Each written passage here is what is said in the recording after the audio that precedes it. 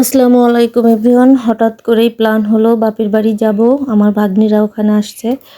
তো প্ল্যান করেই চলে গেলাম বাপের বাড়ি। তার বাপার বাড়ি যাওয়ার সময় এত সুন্দর কিছু দৃশ্য চোখে পড়লো, যা আসলে আমার ভিউয়ার্সদেরকে না দেখিয়ে থাকতে পারলাম না। আমি জানি এই দৃশ্যগুলো দেখে আপনাদেরও অনেক ভালো লাগবে।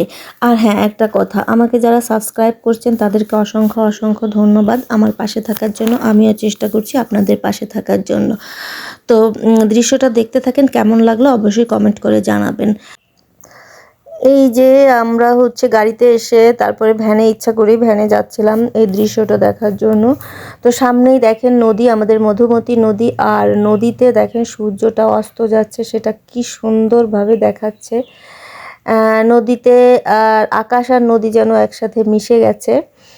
তো এই দৃশ্য না দেখে থাকা যায় বলেন?